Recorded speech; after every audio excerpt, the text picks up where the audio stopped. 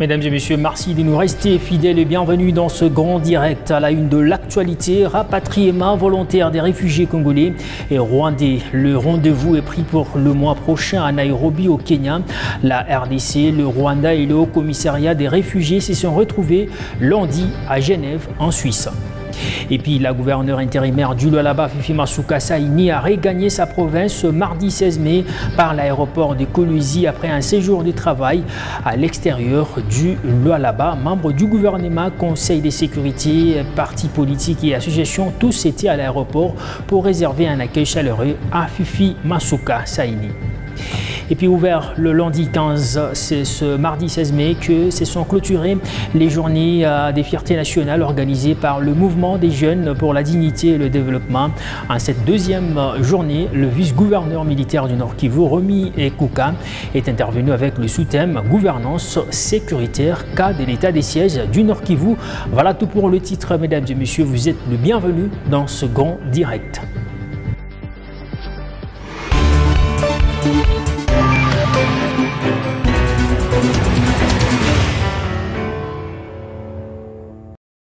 Rapatriement volontaire des réfugiés congolais et rwandais, le rendez-vous est pris pour le mois prochain à Nairobi au Kenya. La RDC et le Rwanda devront aborder la question des modalités pratiques des facilitations du rapatriement volontaire des réfugiés de leurs pays respectifs. La RDC, le Rwanda et le commissariat des réfugiés se sont retrouvés lundi à Genève en Suisse. Ils ont signé un communiqué conjoint pour matérialiser cette volonté commune de ces deux États. Reportage de la presse du ministère des Affaires étrangères. C'est sur proposition de la République démocratique du Congo que se tient à Genève, en Suisse, cette réunion tripartite RDC-Rwanda-HCR pour le rapatriement volontaire des réfugiés de la République démocratique du Congo au Rwanda et ceux du Rwanda en République démocratique du Congo. Je voudrais rappeler qu'en 2010, il y a eu successivement deux accords importants signés dans un cadre tripartite, RDC, Rwanda, au commissariat des Nations Unies pour les réfugiés, des accords qui prévoyaient tout un processus de règlement de cette épineuse question de réfugiés. Malheureusement, ça fait maintenant pratiquement 13 ans, ces accords ont été gelés, ils n'ont pas été mis en application. Tout simplement parce que il n'y a pas eu une bonne prise en charge. Parce que aussi l'une des parties, pour ne pas la citer, c'est le Rwanda, n'y attachait pas d'importance. Les Congolais doivent savoir que le président de la République est vraiment engagé à la résolution définitive de la question des réfugiés dans notre pays. Après discussion sous l'égide de Philippe Grandi, Haut commissaire des Nations Unies pour les réfugiés, le vice-premier ministre, ministre des Affaires étrangères et francophonie Christophe Lutundula Palapenapala et Kaïsi Marie Solange du Rwanda ont signé un communiqué conjoint qui fait office de feuille de route pour ce rapatriement volontaire de réfugiés. Les deux gouvernements s'accordent sur l'application intégrale des dispositions des accords de 2010, entre autres, créer les conditions favorables au retour par un dialogue constructif et relever les défis liés à la sécurité des personnes rapatriées. Les deux parties ont convenu de se rencontrer dans un mois à Nairobi pour des modalités pratiques de facilitation du rapatriement volontaire de réfugiés dans leurs pays respectifs. On va rester sur ce même chapitre de sécuritaire. Le ministre en charge de l'intégration régionale, Moussa Nyamwisi, a insisté lundi à Kinshasa sur la volonté avérée du gouvernement congolais d'accélérer certaines réformes liées à la sécurité de la République démocratique du Congo et de ses habitants sur l'ensemble de son territoire national pour endiguer la crise sécuritaire qui secoue l'Est depuis plus de 2 décennies. Ceci ressort des échanges entre l'homme d'État et l'ambassadrice américaine en poste à Kinshasa, Lucie Tamlin Moussa Nyamwisi, a expliqué à son hôte que la RDC tient toujours à sa politique des bons voisinages. Reportage Félix Matodi. Cette visite, au départ de courtoisie de l'ambassadrice américaine en poste à Kinshasa, a ouvert une brèche sur la situation sécuritaire dans l'est du Congo-Kinshasa, avec le déploiement dans les prochains jours de la force de la SADC. Pour la communauté de développement de l'Afrique australe, cette force constitue une efficiente réponse régionale pour soutenir la RDC dans ses efforts de restauration de la paix. Lucie Tamlin s'est en effet interrogée auprès de Mbusa Nyamwisi sur la coordination de toutes ces forces qui interviennent dans la partie est du Congo-Kinshasa, ainsi que sur le départ de la force régionale de la communauté des États de l'Afrique de l'Est sur le territoire congolais. La diplomate américaine a préconisé la poursuite du processus de Luanda, dont la feuille de route apporte une voie de sortie à la crise à l'est de l'RDC. La recherche pour la paix durable dans la région, l'importance d'avoir toutes les voies actives, la voie sociale, économique, mais aussi politique. Moi, j'ai souligné l'importance pour nous de la voie diplomatique et notre soutien pour le communiqué de Luanda de Nairobi qui donne une feuille de route qui est le feuille de route le plus important pour trouver une paix durable dans l'est de la RDC. Le ministre en charge de l'intégration régionale a rassuré son hôte que la RDC reste déterminée à accélérer certaines réformes et tient à maintenir un climat de convivialité avec ses voisins, d'où sa participation à toutes les organisations régionales. Mbusa Nyamwisi a toutefois précisé aussi la position prépondérante que devront occuper les FARDC dans la coordination et l'harmonisation de toute opération militaire sur l'ensemble du territoire congolais.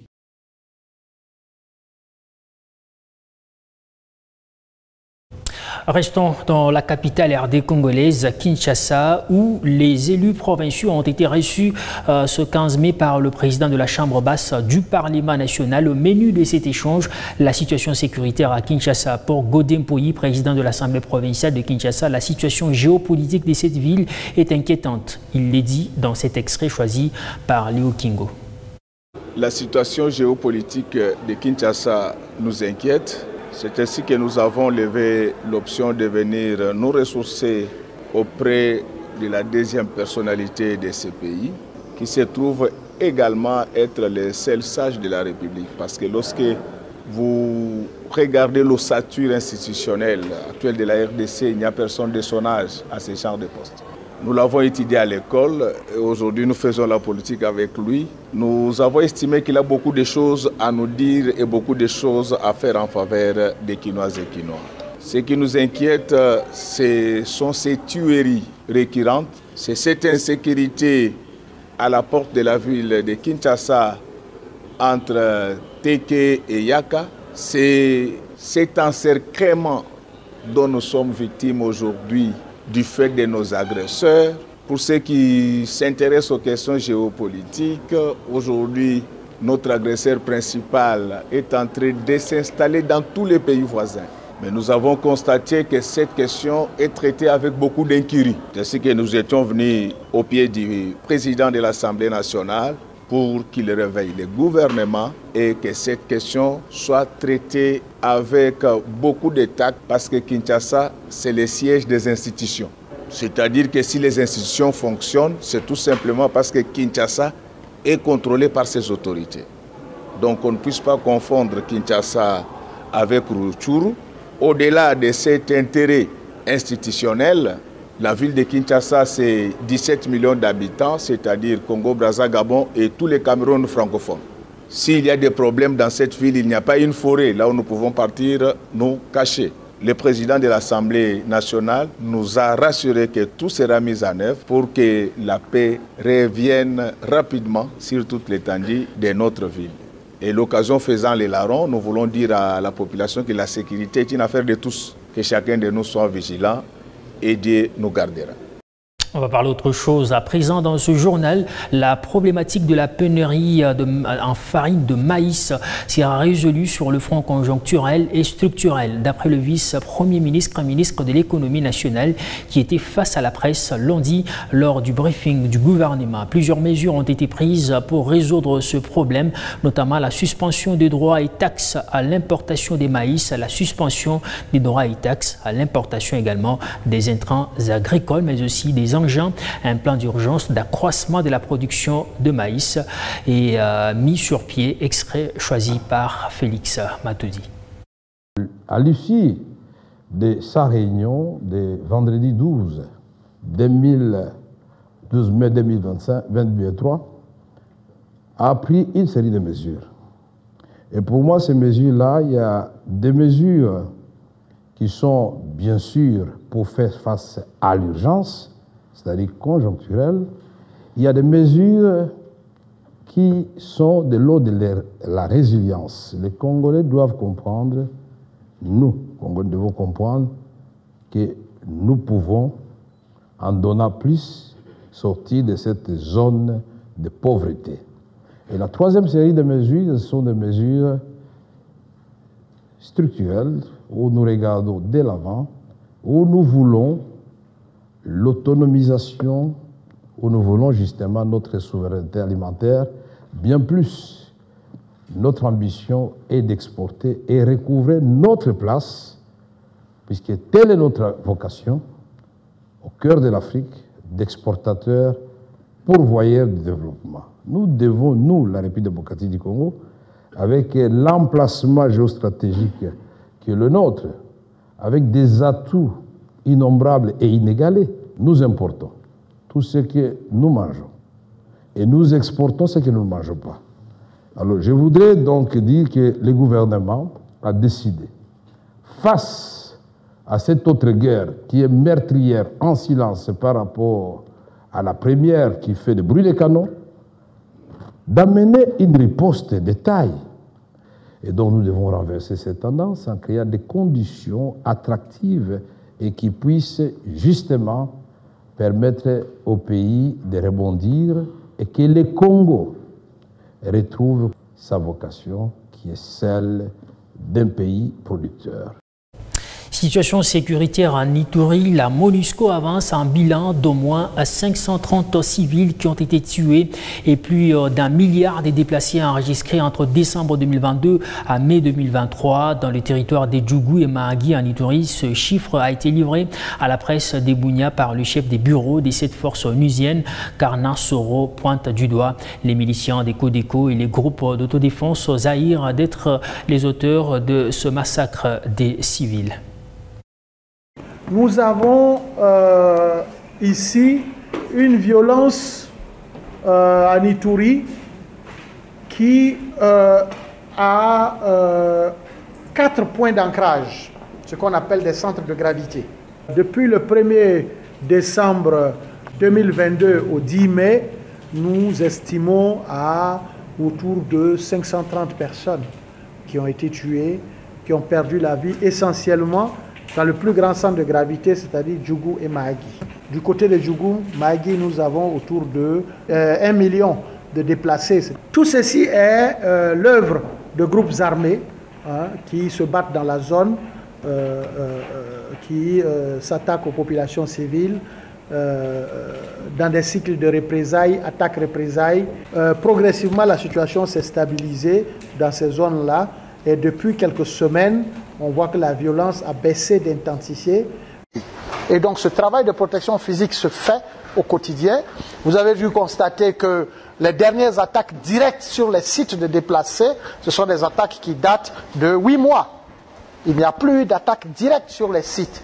Parce que naturellement, avec le temps, les FRDC et la MONUSCO ont compris le mode opératoire des groupes armés et progressivement, un dispositif a été articulé aussi pour les tenir loin, pour éviter qu'ils s'approchent trop près de ces camps-là aussi. Et je profite de votre micro pour que tous ceux qui commettent des crimes sachent qu'ils sont imprescriptibles. Il ne faut pas que les gens pensent qu'ils peuvent aller massacrer des civils, des femmes et des enfants et aller tranquillement, ça va continuer.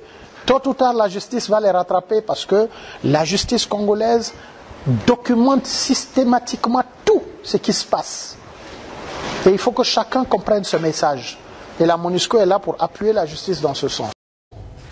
Animé par le souci de soulager sa population en cette période où le prix de la farine de maïs connaît une montée sans précédent, le gouverneur des provinces, Jacques Aboulakatoué, a remis ce lundi 15 mai un lot des très importants sacs de farine à l'archevêque de Lubumbashi et à l'ISP Lubumbashi. Les détails dans ce récit.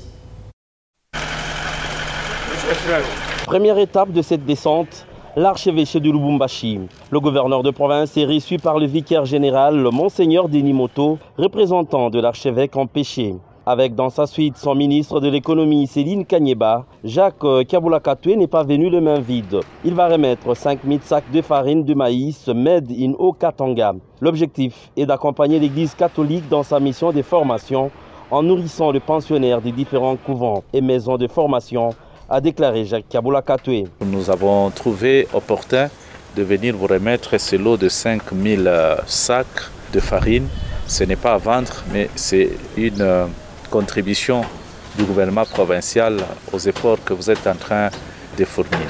Une action de l'autorité provinciale qui tombe à point nommé, a déclaré Monseigneur Denis Moto. Nous avons appris que certaines de nos maisons sont dépassées par la crise. Ils ne savent pas comment tenir le coup avec cette donation. Et nous sommes contents que la population qui est sous notre responsabilité va se retrouver. Juste après, le gouverneur va se rendre à l'ISP Lubumbashi. Ici, c'est dans une forte ambiance tenue par les étudiants que Jacques Kabula est accueilli. Sur place, l'autorité provinciale annonce les solutions aux problèmes qu'ils avaient, dont celui de la farine. Ils vont avoir 1000 sacs destinés aux internes et externes. On m'a fait savoir que vous aviez des soucis. Le premier souci, c'est le ventre. Vous avez la farine ici. Le deuxième, en rapport avec le bus, vous l'aurez le lundi prochain.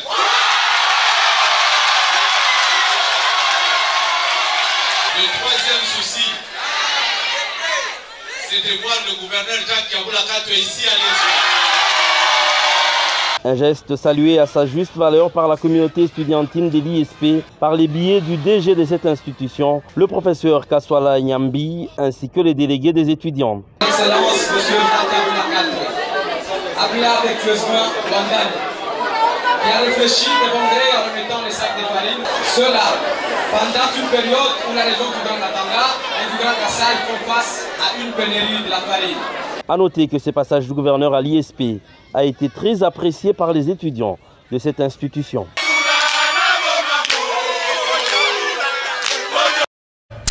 Au Lualaba, par contre, l'honorable Michael Kasongo a quant à elle soulevé une motion comportant 2 points. Il s'agit de la situation de la farine de maïs en province et de la rumeur qui a fait le tour des réseaux sociaux sur l'abattoir humain qu'on trouverait à Kamoa. Reportage.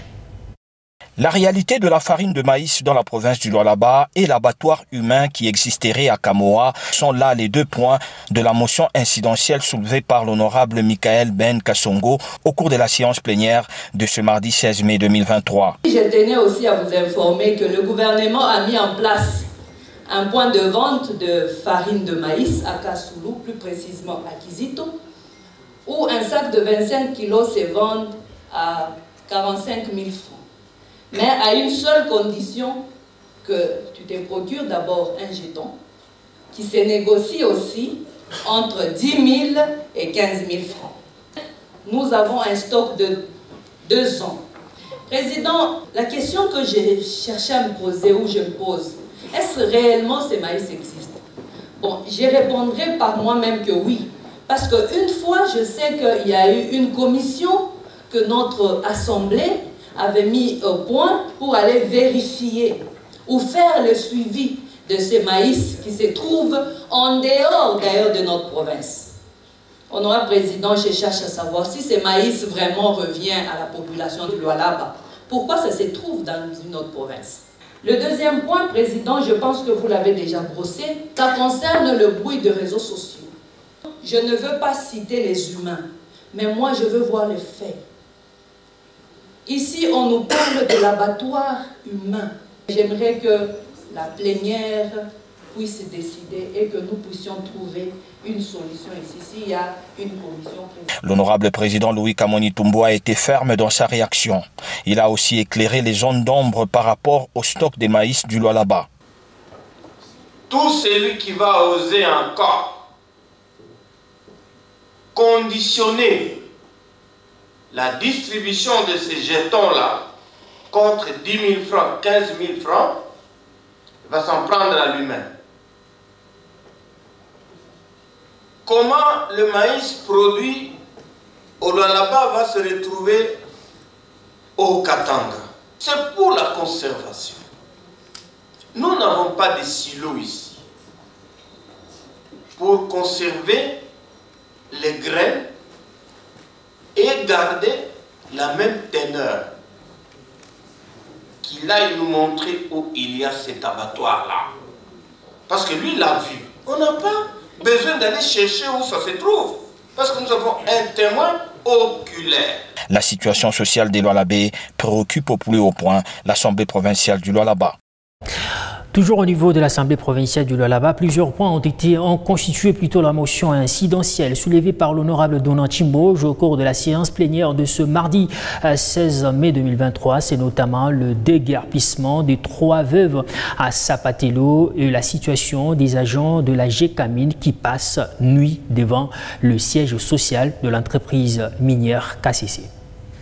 La séance plénière de ce mardi 16 mai 2023 à l'Assemblée provinciale du Lualaba a commencé par une motion incidentielle évoquée par l'honorable Donald Chimboj. Elle a comporté plusieurs points. C'est notamment 3 veuves du village de Sapatelo menacées de déguerpissement et les agents de la Gécamine qui passent nuit devant le siège social de KCC pour réclamer leur argent.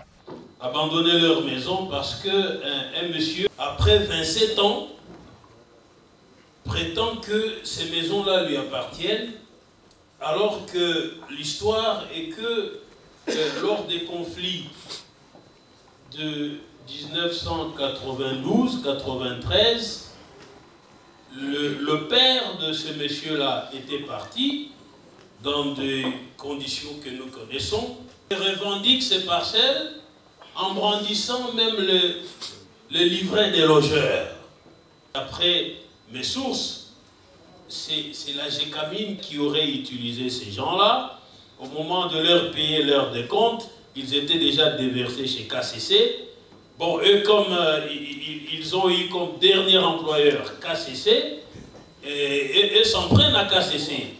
Mais il semble que le problème, honorable président, c'est la Gécamine. Cette motion a soulevé beaucoup de réactions de la part des honorables députés. Honorable président, on n'a pas besoin d'une commission qui pourra aller descendre parce que ça, c'est un tout petit peu comme si on cherchait à avoir pitié de ces agents. Ces agents réclament que leurs droits. Et sur ce, nous, en tant qu'une très grande institution, nous avons seulement à convoquer les 2 entreprises, la Gécamine ainsi que KCC, à ce moment-là, avec une délégation composée des agents qui réclament, avec leurs preuves, je ne sais pas, justificatives. Mais à ce qui concerne KCC, le DG, le PCA, leur bureau c'est à Colésie. Il est important que nous puissions, nous en tant que représentants du peuple, qu'on puisse les inviter, qu'on parle avec ces gens-là. C'est ce qui est important, Président. Aller à Lubumbashi aujourd'hui, ça va nous prendre beaucoup de temps. Mais les invités ici à Colésie, nous sommes quand même la première institution. Pour l'honorable président Louis Kamonitumbu, il y a urgence. L'Assemblée provinciale du Lualaba doit réagir en invitant les responsables des 2 entreprises précitées. C'est un dossier à suivre. On va parler autre chose. La gouverneure intérimaire du Lualaba, Fifi Masuka, a regagné sa province ce mardi 16 mai par l'aéroport de Colésie après un séjour de travail à l'extérieur du Lualaba. Membres du gouvernement, conseil de sécurité, partis politiques et associations, tous étaient à l'aéroport pour réserver un accueil chaleureux à Fifi Masuka Saïni.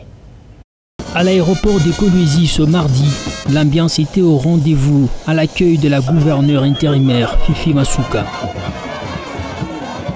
Membres du gouvernement provincial, partis politiques et associations, tous ont répondu en masse.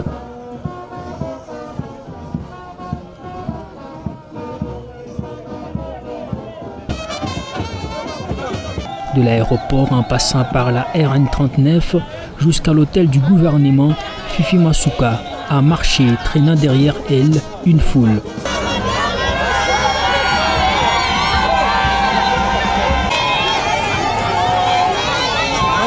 prenant la parole, la gouverneure intérimaire est revenue sur sa mission effectuée.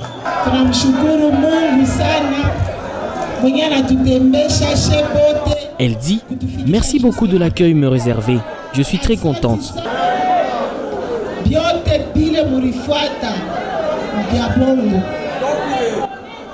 Dieu a confondu nos ennemis.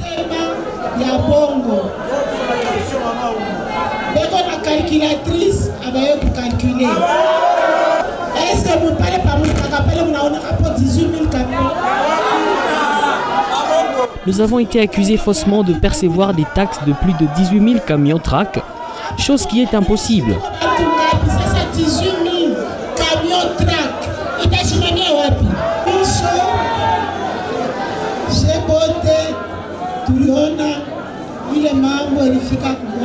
J'ai appris la nouvelle de Mwanga. Nous irons rendre visite à la famille éprouvée et nous présenterons nos condoléances.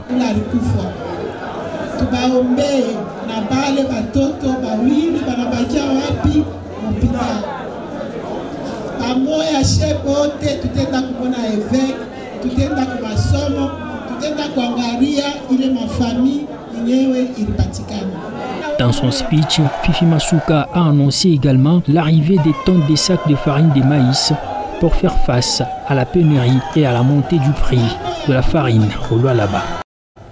Ouverte depuis le lundi 15, ce mardi 16, que s'y sont clôturées les journées des fiertés nationales organisées par le mouvement des jeunes pour la dignité et le développement. Cette deuxième journée, le vice-gouverneur militaire du Nord Kivu, Romy Ekuka, est intervenu avec le sous-thème « Gouvernance sécuritaire, cas de l'état des sièges au Nord Kivu ». La journée a débuté par la restitution des activités du 15 mai. Ensuite, l'intervention du chef de division de la jeunesse du Nord Kivu, Guy Kibira, qui a invité les jeunes à avoir des repères. Ensuite, il a donné la genèse des journées de fierté nationale qui remontent à la période de l'assistance de la province du Lualaba aux sinistrés de Nirangongo. Il a en outre rendu hommage à Félim Benga qui s'investit dans l'homme pour un changement de mentalité. Très peu de personnes investissent dans les esprits. Lui, il a compris qu'il faut travailler sur la mentalité. Marie-Louise Moussenga, directeur provincial de la fonction publique, a décortiqué le sous-thème « La flexibilité du marché du travail à l'aube de l'alternance politique ». Elle a invité les jeunes à s'adapter à la nouvelle technologie afin de créer l'emploi et aux politiques d'éviter la démagogie. Elle reste une condition qui connaît des limites et des effets pervers. Le vice-gouverneur militaire du Nord Kivu a pour sa part parlé de la gouvernance sécuritaire, expérience de l'état de siège au Nord Kivu. Romy Ekuka a d'abord présenté la dite province, donné l'historique de l'origine de la guerre.